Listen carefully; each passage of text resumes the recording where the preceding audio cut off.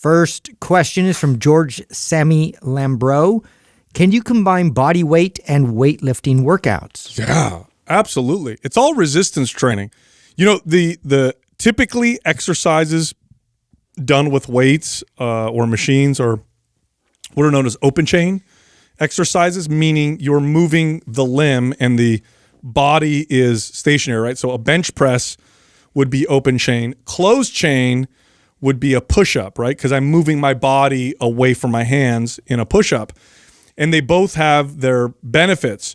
These body weight movements give you really good, obviously, body control, body awareness, and a type of strength that translates really, really well to the real world. You know, free weight strength, machine strength, that also translates to the real world, but typically not in the same way. Now, let's think of some of the best free weight exercises that you could do, right? A barbell squat.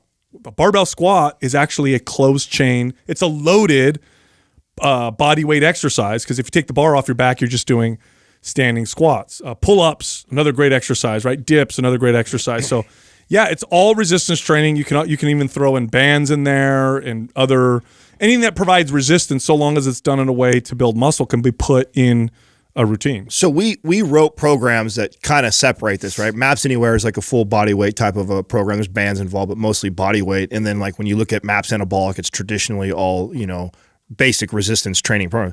But the truth is, most of my lifting career, I actually blended these. Mm-hmm. And a lot of it just had to do with like how I felt. Like I always felt like doing body weight exercises was good if I kind of like pushed it too far with weights like the previous day, or let's say I'm in a hotel and I'm limited to the equipment that they have, and so I kind of would on the fly. Very similar to how I intermittently use HIIT style training. It's just, I think it's another tool in your tool belt.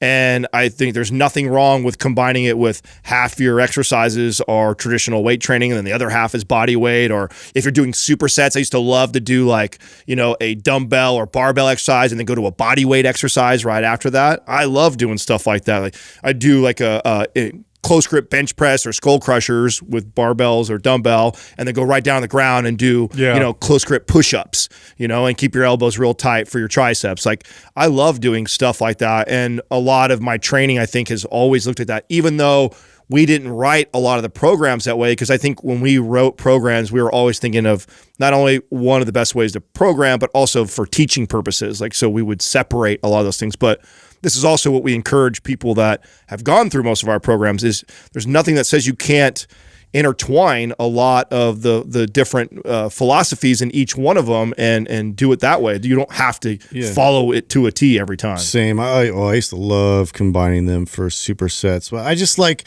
what I like about body weight training is it just keeps you connected to your body. Like a lot of times we get outside of our body.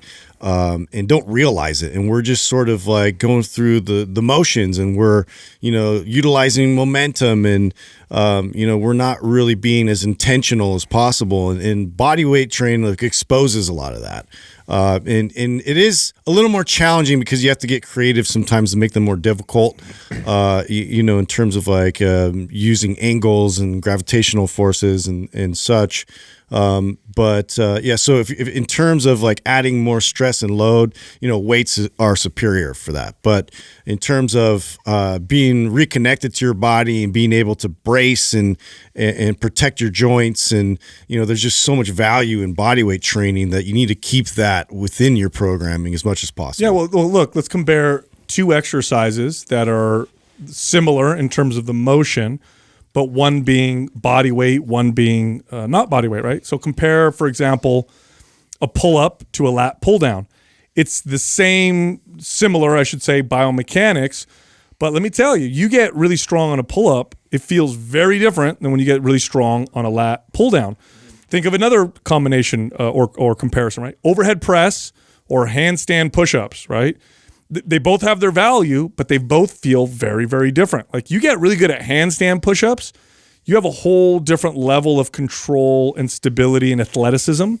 And I'll venture to say that probably the most athletic, resistance-trained athletes that you'll find, and when I say athletic, I mean just general athleticism, can do a lot of different things and display strength in a lot of different ways, has to be gymnasts, have to be near the top. And gymnasts do use some weights, but mostly what they do is heavy resistance training, body weight based exercises. And I've worked out with gymnasts. I've had gymnasts that have worked for me. I've trained gymnasts. And you bring them in the gym and you teach them a barbell or dumbbell exercise. They get good at it real fast, and they're strong like right out the gates. Now they're not as strong as a power lifter, but the strength that they display for their body weight is just remarkable. So it's tremendous value in body weight exercises. And yeah, throw them in your workouts, mix them up. Absolutely.